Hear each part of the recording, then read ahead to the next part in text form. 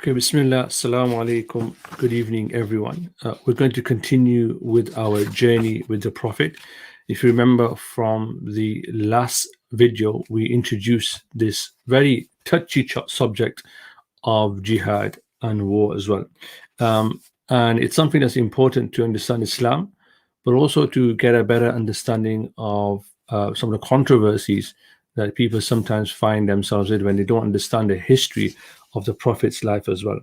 And so, one of the most important things is that in terms of understanding the relationship between Muslims and other communities in particular, we must really begin by investigating relationships between them, Muslims, and other communities, and how non-Muslims in particular reacted to the emergence of Islam. So when Islam first, if you like, with the Prophet announced itself on the scene in the city of Mecca, how did people react? What was the reaction of the people to whom the message was initially communicated to?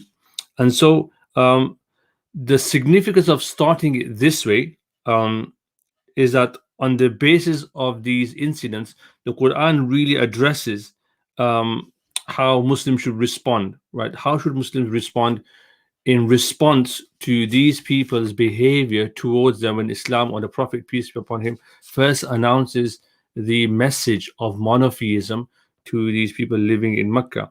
And so the Quran is central here. The traditions of the Prophet are central here. And as we'll see, also the jurists, the fuqaha in Islam, basically understood relations, international relations, if you like, if you want to use a modern jargon, based on this early experience of the Prophet and his early community when it came to non-Muslims as well. And so what I want to do over the next few videos is just to examine, even if it's briefly, some of the wars that took place during the life of the Prophet, peace be upon him. And in particular, when the Prophet received the message, the call to monotheism, right?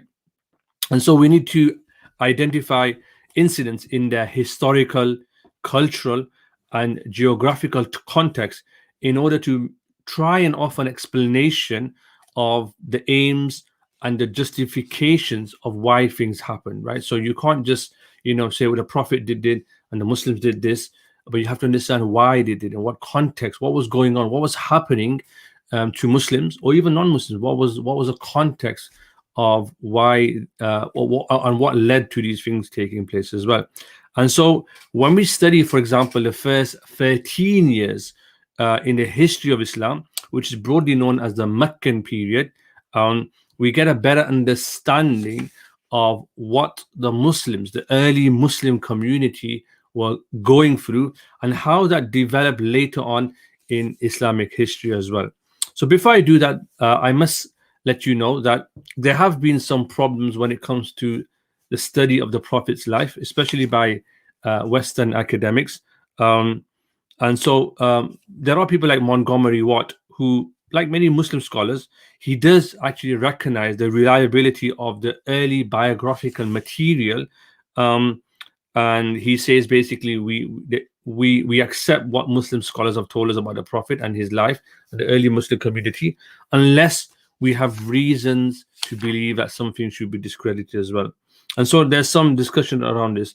In terms of how they contextualize or how they describe these wars or these battles in the early life of the Prophet, peace be upon him, when he became a prophet in particular. Remember, he became prophet at the age of 40, and he lived for around 13 years. After that, he stayed in the city of Mecca for another 13 years before he was driven out. We'll come to all of that later on. We've already touched a little bit about this in some of the previous videos. But in terms of Muslims and their enemies and their battles, this is usually known in Arabic as the Ghazawat or Saraya and Ghazwa. Ghazwa is a singular of Ghazawat, and it has the same meaning as Maghazi, right, which are raids. So these are important words to be aware of, and what they mean is important as well.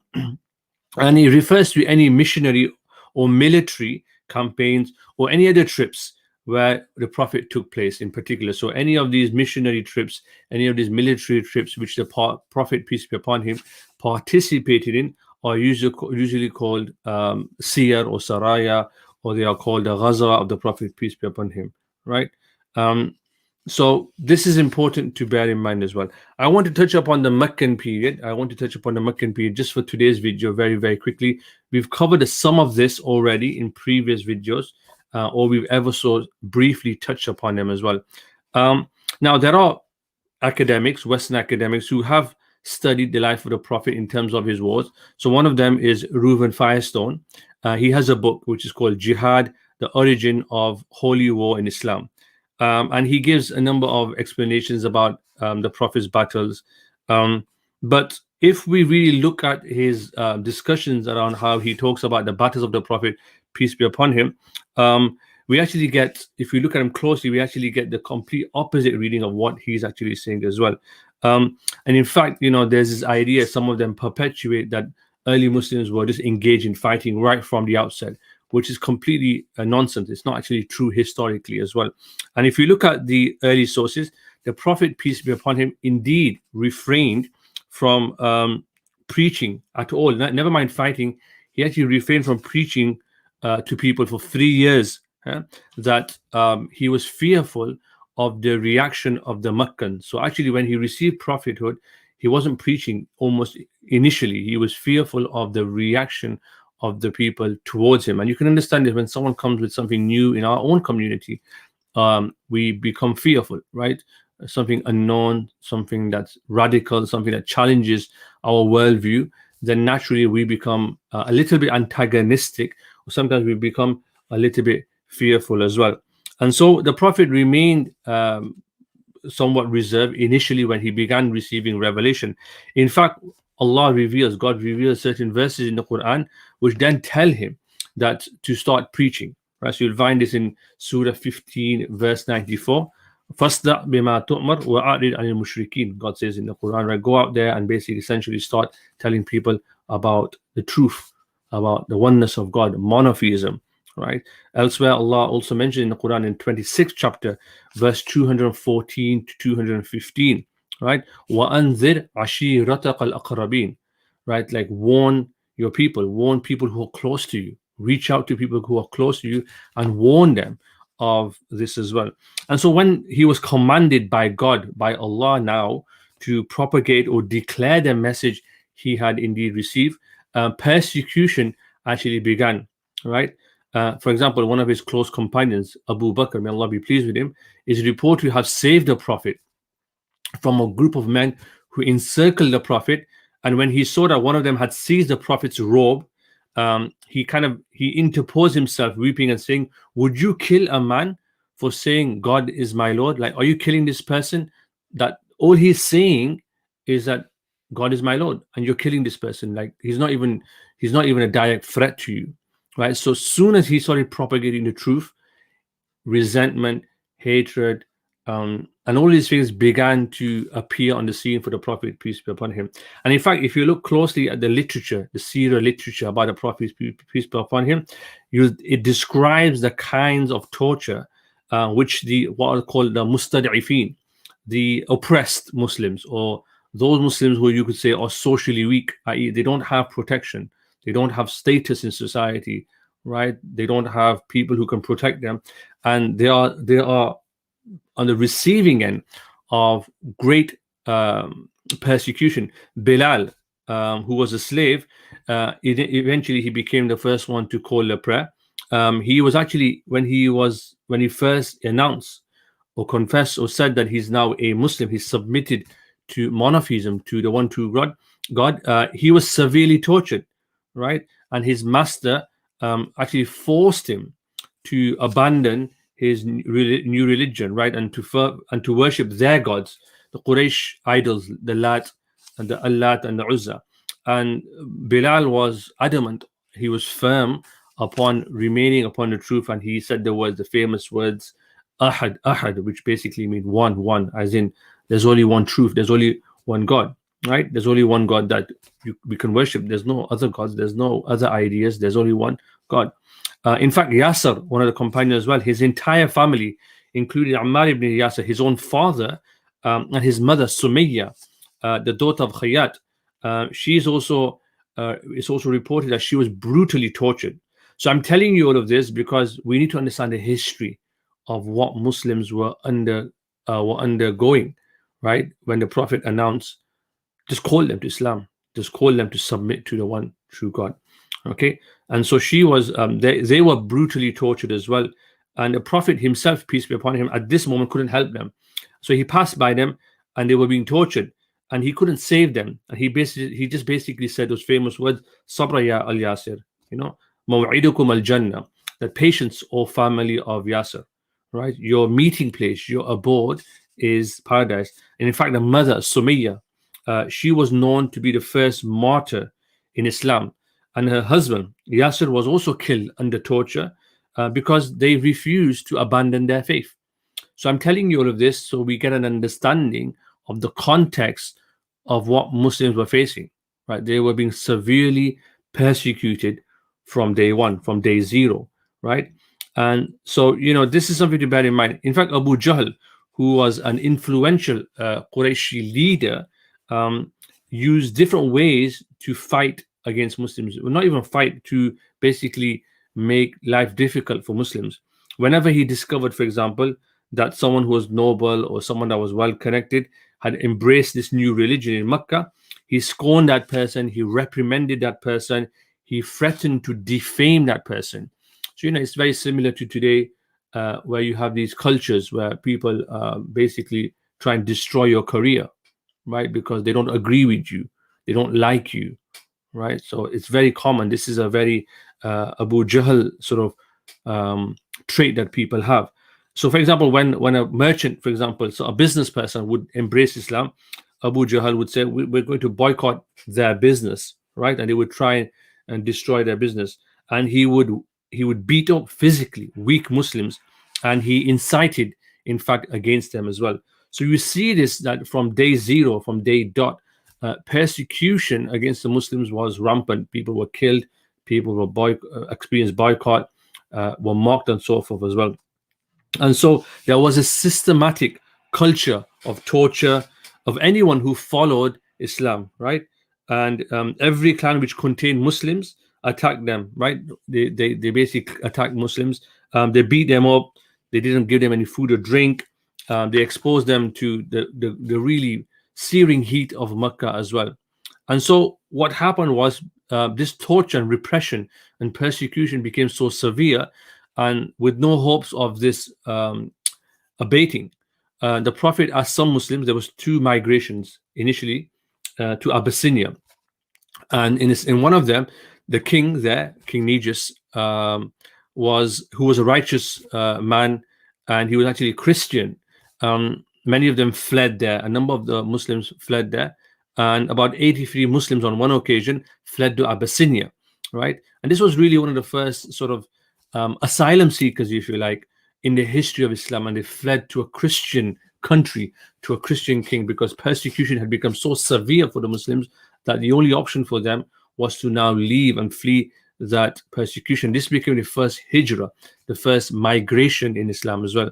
And so, in fact, even then, even when a group of Muslims had left Mecca and left their country and gone to another country to seek security, even then these people did not leave these Muslims alone. They actually sent Abdullah ibn Rabi'a, Amr ibn As ibn Wa'il, who were very determined men, and they took presents to this king as well, to try and bring these people back so they could continue persecuting them as well. And so this was the environment that Muslims were living in. It's very, very important. And so as time went by in Mecca, people began to accept Islam, and Muslims, their numbers were gradually increasing within Mecca and also outside of Mecca as well. And so the Quraysh became much more harsh. They decided to boycott the clans of Banu Hashim and Banu Muttalib, which were the main ones there as well. And they basically said you can't marry anyone from their family, you can't sell it or buy anything from them. And they announced this on their social media or on their media, if you like, which is on the Kaaba. They placed this and they hung it up on the Kaaba. So there was this big boycott against the believers. And even after the Prophet's protector, his uncle Abu Talib and his wife Khadija, may Allah be pleased with her, when she died in 619, it was a difficult time, but he continued with the mission of calling people to God. And many people rejected his call to Islam. Even then, he went to people for protection. They refused to give him protection, and people humiliated him. And some agreed to protect the Prophet. So you can see that it was quite a chaotic world out of which Islam was born, right? There was daily threats to their lives, to their livelihoods, to their loved ones. Nothing was left untouched. They grew up in a very hostile climate as well. And then so the Prophet eventually sought assistance from the Ansar, who were people living in the city of Yathrib, which was to become Medina. And so they hosted Muslims, and many Muslims began migrating to what was to become Medina, where the Prophet, as you know, through our journey through the Seerah, Prophet migrates to there as well. Initially, everybody went except for Ali ibn Abi Talib, Abu Bakr, and they stayed behind with the Prophet. So everybody had left, and the Prophet, being the leader, exemplary leader, stayed behind, making sure everybody had left.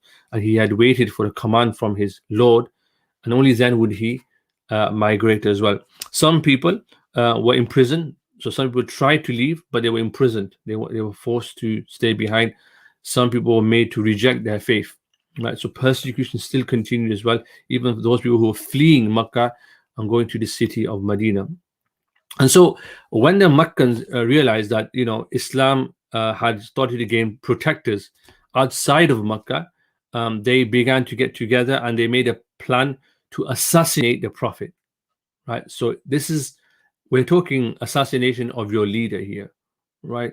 And so the Prophet miraculously escaped, and that's God's will, and he made his way to the sacred city of Medina.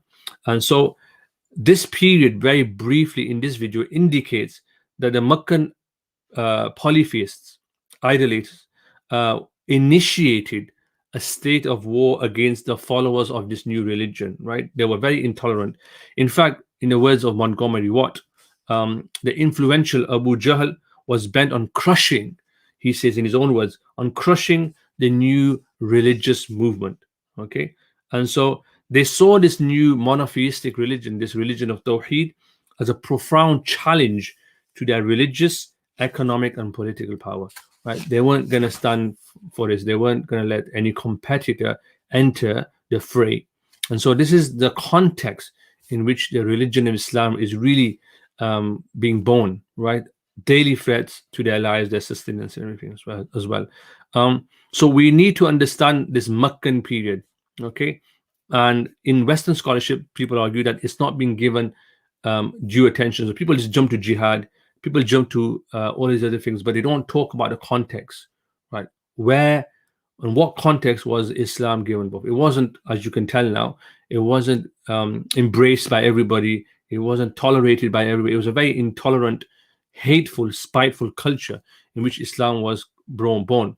And the Prophet was told by God to remain patient and to give da'wah, to call people, but not to engage in warfare at all. We haven't talked about any warfare, despite the fact that Muslims are being killed and persecuted.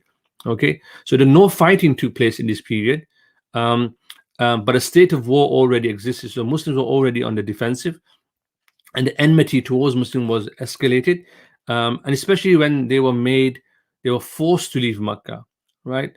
And their land and their property was confiscated. They lost everything that they had lost it all, right?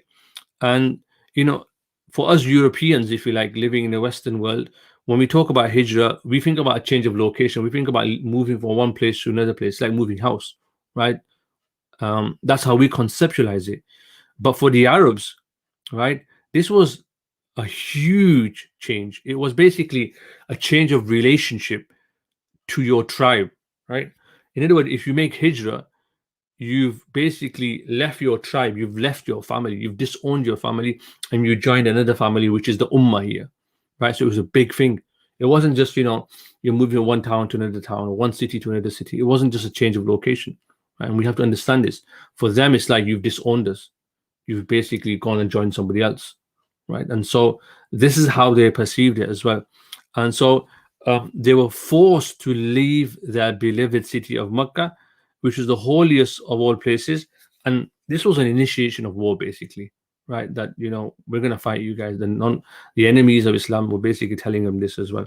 In fact, one Western commentator, Lamans, clearly states, in the old Arab law, the Hijrah did not merely signify rupture with his prophet's native town, but was equivalent to a sort of declaration of war against it. The Meccan Guild were under no misapprehension about this old Arab law, right? So this is it. If you leave us, this is our law, that you basically are waging war against us. Like we're not on terms anymore, right? And also remember that the political system in Arabia at the time was by tribal or clan affiliation, right? It was based on your tribe. It was based on how close you are with your clan as well. And so being part of a tribe, being part of a clan gave you security, right? It gave you a sense of belonging, right? So anyone who expelled or who was compelled or who left their tribe, right, would have to align themselves with somebody else. Otherwise, you're exposed. If you're not part of a tribe, you're not part of a clan, you're at risk, right? You're free for everybody else to come after you. If you're part of a tribe, you're part of a clan, you have protection. Okay. And so, this was very, very important. The moment you leave one tribe, you're exposing yourself as well. And so generally in that sort of culture, a state of war was normal. State of war was normal between tribes and clans, unless you had a peace treaty, unless you had an agreement within the tribe to say, look, we're not going to fight you. We've got a treaty with you. This is your land. This is our land. This is how it's going to work. If there wasn't that in their culture, if you didn't have agreements, you were basically in a state of war as well, right? And so, like, for example, you find a pre-Islamic practice of where the weaker tribes would have to make payments for their protection, right? They'd have to pay for their protection, sort of tax, to say, look, if you don't pay up, we're not going to take care of you. We're not going to protect you. We're going to invade you. So there was this culture that you must understand before Islam as well, right? And so later on, when the Quran justifies, war and fighting, right? This comes later on, but so far in the Meccan period, the Muslims are always on the defense. They've been persecuted, they've been murdered, they've been boycotted. All of these things are happening, and so this is really where the conversation starts, right? People say, "Oh, Islam is like this, Islam is like that." Well, actually, go back to the life of the Prophet, study the seerah. Where did it all start from? Who started the hostilities, right? Who were the ones who were persecuting Muslims? And this is really, really important to bear in mind. So any conversation must start from here. I'm going to stop there, inshallah. I hope that's been useful as an introduction. We'll go through some more of all of this in an unapologetic manner. So we're going to say as it is, and hopefully it'll help people understand this very, very touchy, phony topic that some people are scared to talk about. But hopefully we can talk about it in a way that people can appreciate and understand and rationalize. Until then, take care, stay safe,